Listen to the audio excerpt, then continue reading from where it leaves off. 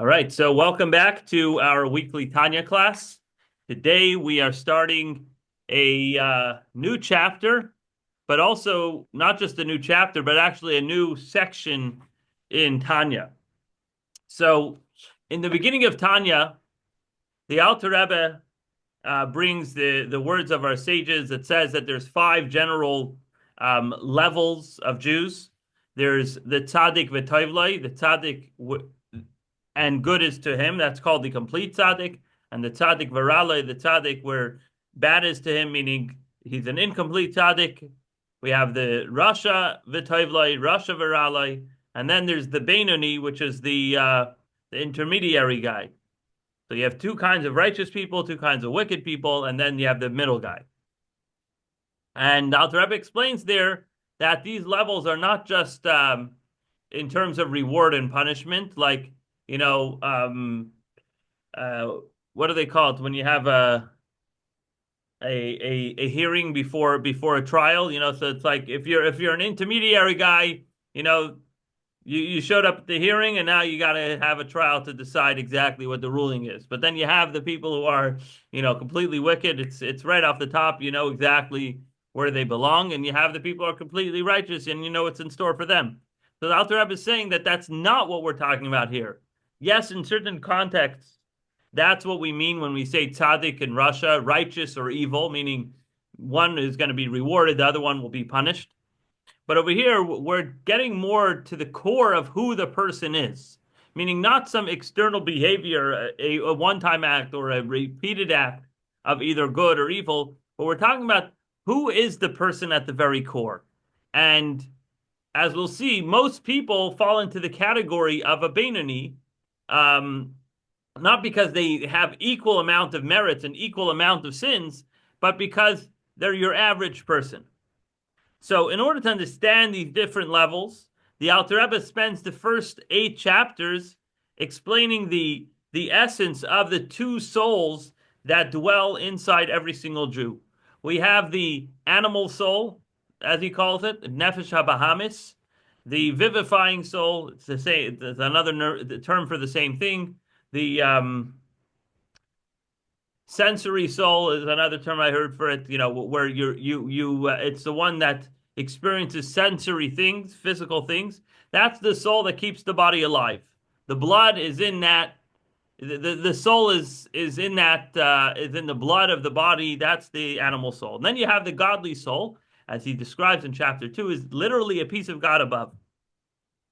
And then he goes into explaining the different powers, the different functions of these souls, and how they have different desires and things that they're after, and how they express themselves in actuality. That's been up until and through chapter 8. Now, in the coming chapters, the Alter Rebbe is going to go back to not just the functioning of these two different souls, but these 5 different types of people. So first he explains the battle that takes place between the two souls, how each of those souls wants to conquer the territory. It wants to have full control over the human body and be able to dictate when you move your hand to the right and when you move your foot to the left. That's what chapter 9 is all about. Conquering territory. The two souls want to conquer the territory of the body.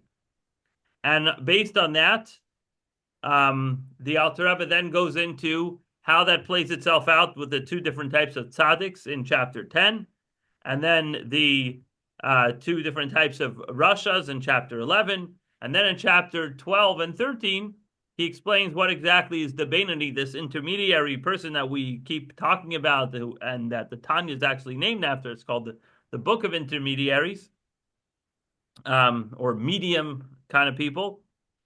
And finally, he explains that this, the unique lifestyle and challenges and overcoming the challenges and that whole experience of the Beinoni is really the kind of thing that everybody should strive for. That's what you're looking to do, and he explains that in chapter 14.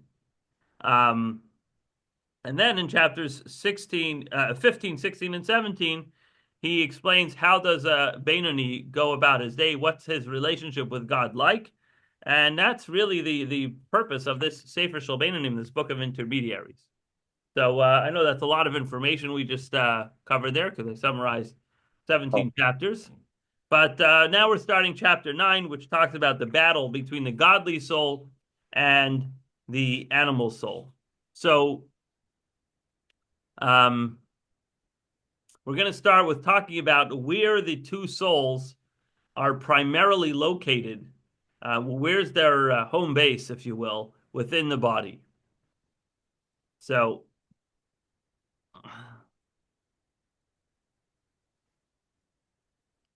in the earlier chapters, we explained how the godly soul and the animal soul each have their respective powers. They have the intellectual faculties, the emotional faculties, and they operate within the 248 limbs in the body.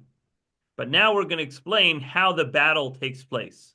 In other words, since every person has two souls, which are constantly operating throughout the whole body, it's not that you have 248 limbs and the godly soul says, okay, I'll take 124, and the animal says, okay, I'll get the other 124. No.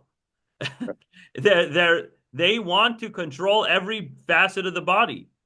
And they want that every finger in your body should get its life from one soul and not the other. The godly soul wants that this finger should live off the godly soul. The animal soul wants this finger to live off the animal soul. And they're constantly fighting over that territory. And based on the results of that battle, you'll see if a person is living more of an animalistic lifestyle, is that finger being used in an animalistic way, or is it being used in a holy way, in a godly way? So locating the primary home base of each soul is critical to understand how the battle takes place. Well, just like any battle, you need to know where does the enemy store its ammunitions? Where does it fight from? How does it attack? Right? You have to know where you're starting, where you're going to, and all that. So, of course, the godly soul and the animal soul, the battleground is the entire body. You know, the whole body is up for grabs. But we're trying to figure out, to start with, where is the main dwelling place? Just like, you know, for example, it says the Shekhinah, the divine presence, dwells within this world, right? But where's the primary dwelling place of the Shekhinah? In the Holy Temple in Jerusalem, in the Holy of Holies. That's the primary dwelling place. From there, the light spreads out and so forth. So let's begin. And we're holding on chapter 9. And this is found on our website, jewisharcadia.com/7888. 888 over there. So Perek Tes, chapter 9.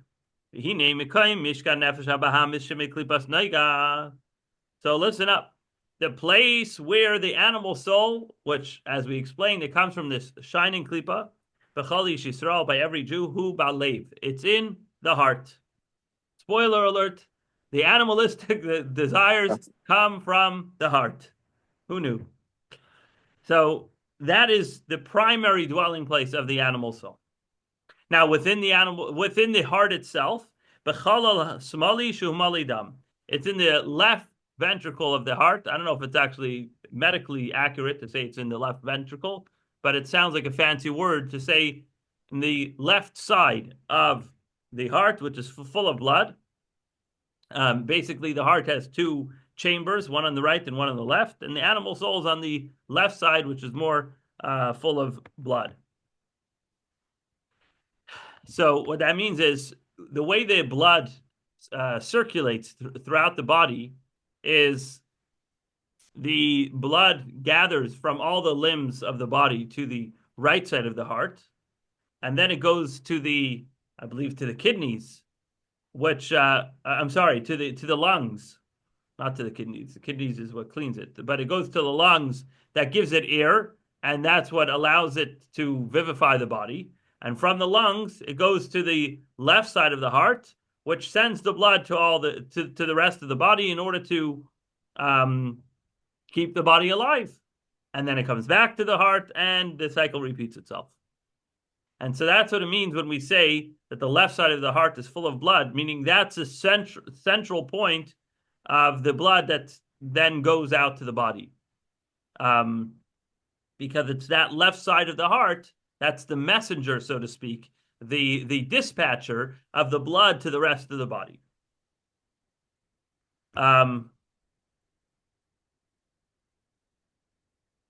Now, furthermore, besides for the blood that gathers from the rest of the body to the heart, and then eventually gets resent out again, there's always a revis, is a certain measurement, a certain quantity of blood that's always there. And that quantity of blood, you can't say, well, the heart's pumping as long as it's busy, it doesn't matter how much blood is in there. No, there is a certain bare minimum that has to always remain in the heart in order to keep a person alive. And the average amount is a revis, which is actually the same amount that we need for Kiddush. It's about 3 ounces or so. So that's the side of the heart that has to be filled with blood. In other words, that critical amount of blood that needs to keep you alive, that's on the left side of the heart.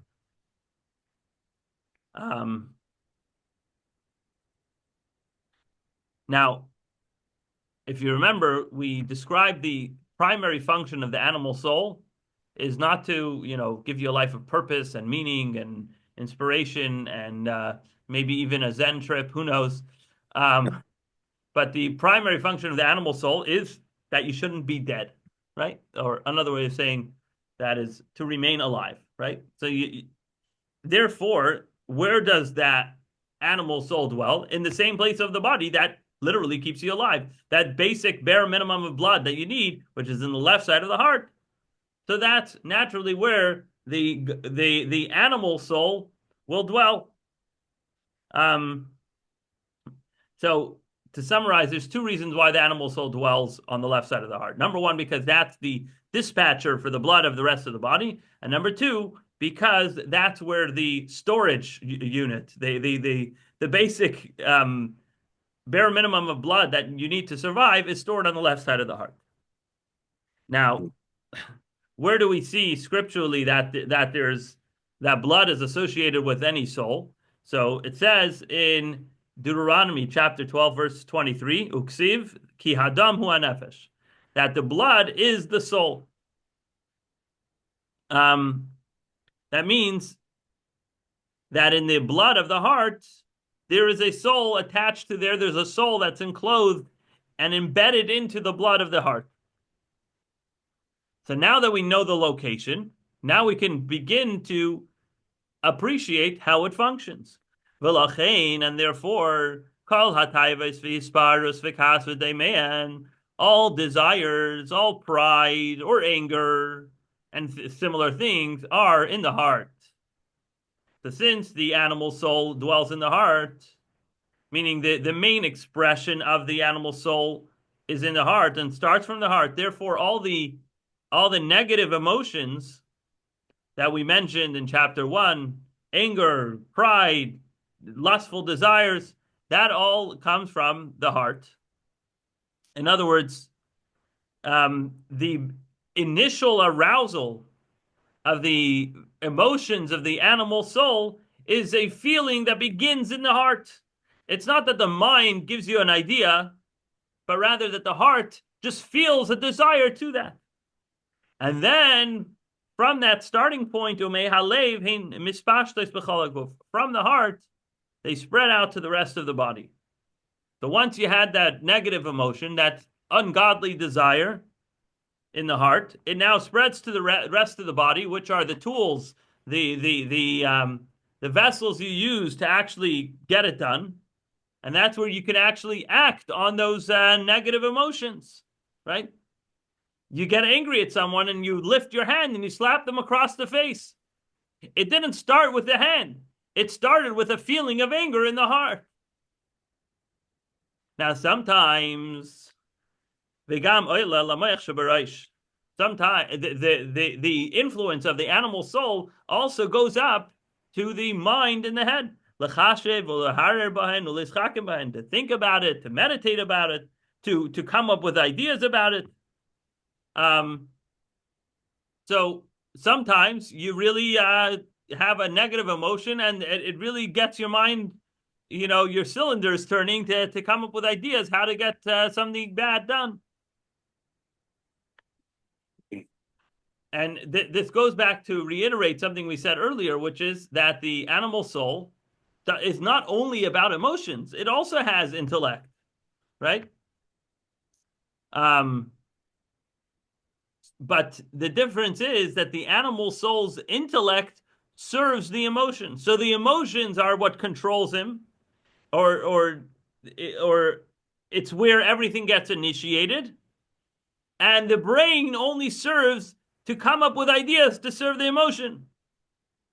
So if you smell a good piece of steak and you're like, I have a desire, a lust, I want to have that piece of steak. Now your mind is thinking, wait, how can I get it? Can I buy it? Can I make it? Maybe I have to steal it. Who knows? But I have to figure out a way because I want steak, right? So it begins with the emotion, and then you use your brain to figure out how to make it happen. So in the system of the animal soul, the mind receives from the heart. So not only does the heart control the hand that slaps somebody or does some other terrible thing, but it also could influence and control the mind. Because now the mind is functioning as a vehicle of the heart, of the emotions, of the animal soul. And so now that you want that piece of steak, your mind is going to not only is going to figure out how to do it, but your minds are going to come up with a whole explanation and a theory to justify why you need it and why it's not really stealing and why it's not really pork, it's really beef, even though it is pork. Whatever, all sorts of explanations just to rationalize why you have to have what you want to have.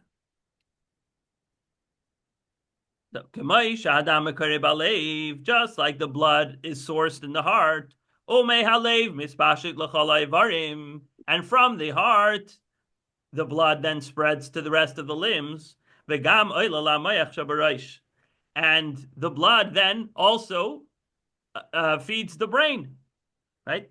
We see that the way the blood works in the body, also it starts in the heart, and then it goes everywhere in the body. It doesn't. There's no blockage from the blood getting to the brain. In fact, you have a stroke if the blood is not reaching your brain properly, right? So the same way it works with the blood, that the blood reaches the brain from the heart, so too the influence of the animal soul, which is initially in the heart, also influences the brain. So that's all the animal soul. Now, in contrast, but in other words, in contrast to the animal soul, the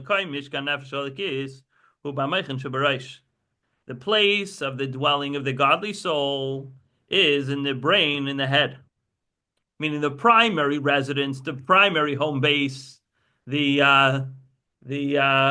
what's it called? The military base of the animal, of the godly soul, that's in the brain. Because the way the godly soul functions is that the brain, the intellect, is the primary faculties, and of course the intellect's faculties express itself in which organ? In the brain. So that's where it begins. And from there, the godly soul spreads to the rest of the limbs. In other words, in order for the godly soul to express itself in actuality, it has to travel from the mind to the rest of the body in order for the rest of the body to do what it wants to do. So, for example, if your godly soul tells you it's important to put on tefillin, how are you going to get your hand to put on tefillin? From a command that initiates in the brain and says to put on tefillin. If your mind tells you that it's 12:30 on a Tuesday and you have to learn Tanya, the mind will then tell your feet to move to a chair and to tell your hands to log into Zoom and do all those things, which was all controlled and initiated by the mind. Now, where else does the mind have influence? If it influences the whole body, remember the whole body is the battlefield. V'gam balev, the mind influences the heart as well. And therefore, the godly soul, which rests primarily in the mind, influences the heart as well. So not only are the limbs of the body being led by the intellectual powers of the godly soul, but even the feelings of the godly soul, which feelings are in the heart, the godly feelings are sourced in the mind. Because the feelings that we have towards godliness, the love of God, the fear of God, the reverence that we have of God, the desire to do what God wants, that all comes from a message in the brain and meditation and contemplation on these important issues that then says, oh, I really want to do this. And not just, I think it's a good idea, but I want to, and I'm excited about doing X, Y, and Z, whatever that is.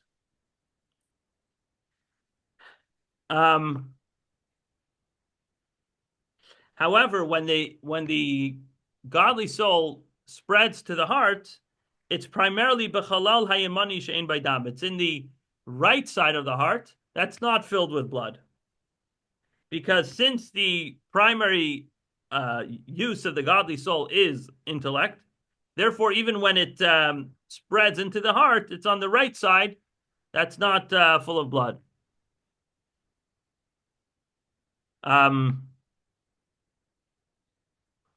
So, in other words, there's a fundamental difference between the nature of the animal soul's emotions and the nature of the godly soul's emotions. The animalistic emotions is a boiling heart. It has no logical limitations. It's kind of like the emotions of an animal, that they're just boiling over. There's no logical limitations. There's instinctual limitations, but that again goes back to its feelings and desires, right? The animal wants to feel safe. It wants to fend off predators because it feels safer. There's no logical process. It's all kind of like a program in the animal, right?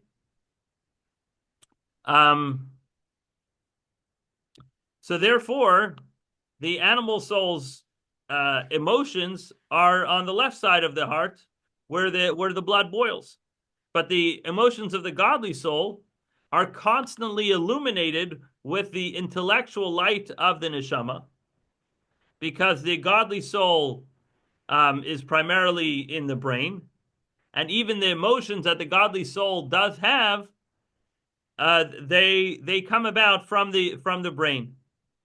And therefore, even when the emotions do express themselves, coming from the godly soul, they're not as boiling, they're not as excited. You know, give you an example. You see somebody, you see fans at a sports game, right? That emotion, where is that coming from? Is it coming from the godly soul or the animal soul? Obviously, the animal soul, right? And the passion and excitement is through the roof. It could blow the roof off, as they say, right?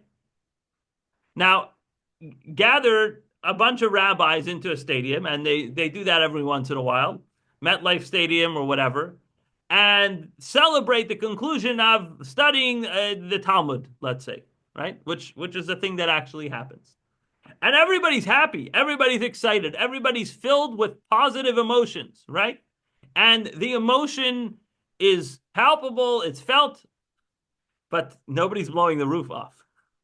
You know, it's just not the same, right? Nobody's yelling and blowing their lungs out, you know, from finishing the Talmud.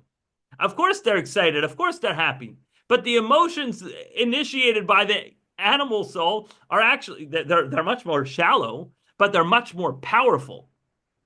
Whereas the emotions that are generated by the godly soul, because they're initiated by the brain, right? Because the brain tells you learning Torah is good, learning Talmud is valuable, right? And therefore, completing a study cycle of Talmud is a cause for immense joy, right? But where did that come from? It comes from the brain.